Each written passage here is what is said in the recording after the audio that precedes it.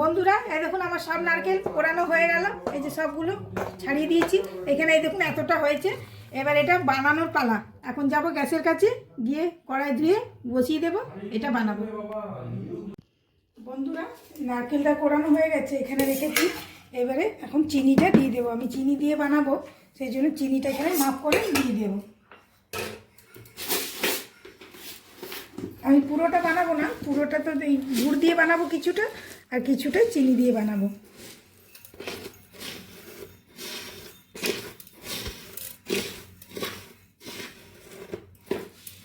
এখানে 1 কাপ চিনি দিলাম, আরও হাফ কাপ দেবো, মানে আমি 2টো নারকেলের বানাবো, সেই জন্য 1.5 কাপ চিনি দিচ্ছি। এখানে এই যে 1.5 কাপ চিনি দিচ্ছি, আর এখানে হাফ কাপ পরিমাণ জল দেবো।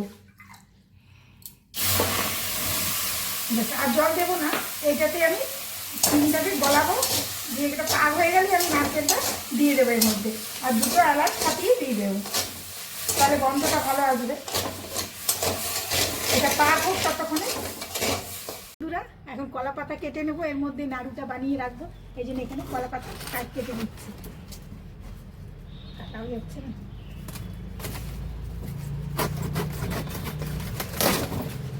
কলা পাতা কেটে নিলাম, এখন কলা পাতাটা ধুয়ে নেব। কলা পাতাটা ধুয়ে নিচ্ছি ভালো করে, খুব নোংরা তো কলা পাতায়।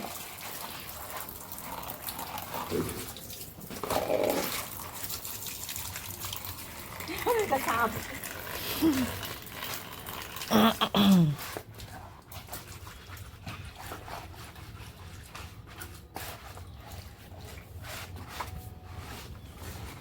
আমি কলা পাতাটা ধুয়ে নিয়েছি, এবারে চলো যাই ঘরে গিয়ে দেখাবো। চলুন বন্ধুরা, এখানে এই যে চিনিটা পাক হয়ে গেছে। এই দেখুন আমি জলের মধ্যে দিয়ে দেখছি, এই যে বসে যাচ্ছে, তার মানে পাক হয়ে গেছে, চিনিটা আর গলছে না। এখানে আমি নারকেলটা দিয়ে দিচ্ছি।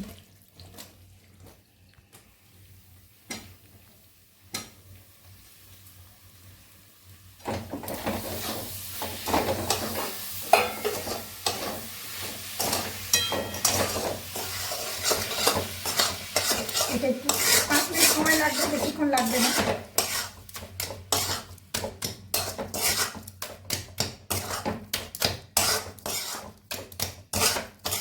বন্ধুরা এখন এটা আমার হয়ে গেছে। এই যে এলাচটা ভেঙে রেখেছিলাম, ফাটিয়ে দিয়েছিলাম, এলাচটা খোসাটা দেবো না, আর এই যে এলাচের দানাগুলো সব দিয়ে দিচ্ছি।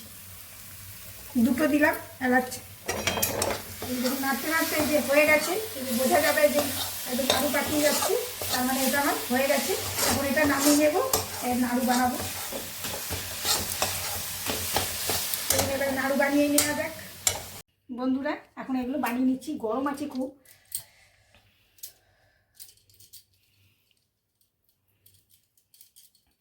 এরকম চিনিটাকে পাক করে নিলে খুব তাড়াতাড়ি হয়ে যায়, 5 মিনিট সময় লাগে। আর অনেকে কি করে চিনিটা একসাথে দিয়ে দেয়, তখন একটু দেরি লাগে, কিন্তু আমি এরকমভাবে করি, একবার এইভাবে করে দেখবেন খুব তাড়াতাড়ি হয়। এই যে এখানে আমার 2টো বানানো হয়েছে, খুব গরম তাই ধরতে পারছি না।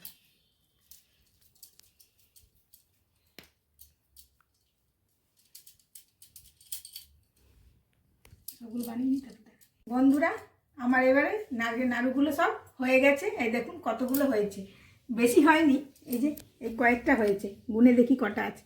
2 3 4 5 6 7 8 9 10 11 12 13 14 15 16 17 18 19 20 21টা হয়েছে। ঠিক আছে বন্ধুরা, টাটা। বন্ধুরা এখন এবারে গুড়েরটা বানাবো। এখানে আমি গুড় 300 গ্রাম নিয়েছি। এই গুড়টা আমি ভেঙে নিয়েছি এখানে। এই গুড়টা এখন দিয়ে দেবো এখানে।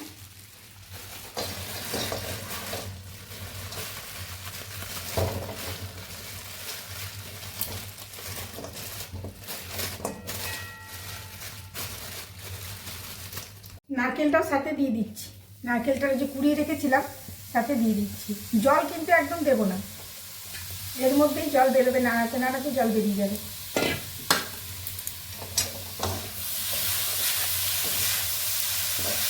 জল দিলে কিন্তু সব নাড়ু নষ্ট হয়ে যাবে, বেশি দিন থাকবে না। আর জল না দিলে কিন্তু অনেক দিন থাকবে।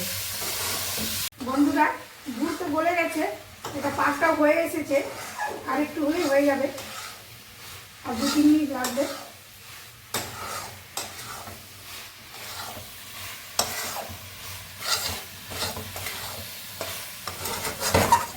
দুধটা আমার ঠিক ঠিক হয়ে গেছে। 300 গ্রাম গুড় দিয়েছিলাম, 2টো নারকেলে।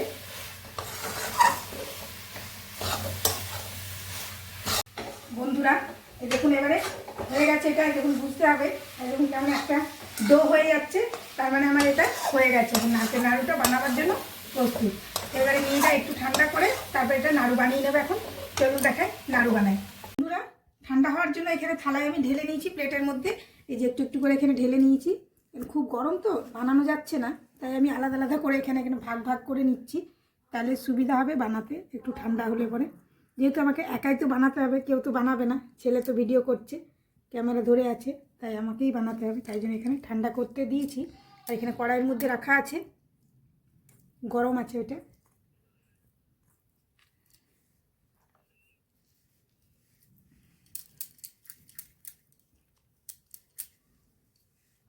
এই যে এই সাইজের বানাবো, বেশি বড়ও না বেশি ছোটও না, যেন কেউ আসলে দুটো দেওয়া যায়। আর আমার ছেলে যেন একটাই খেতে পারে, বেশি যেন না খায়।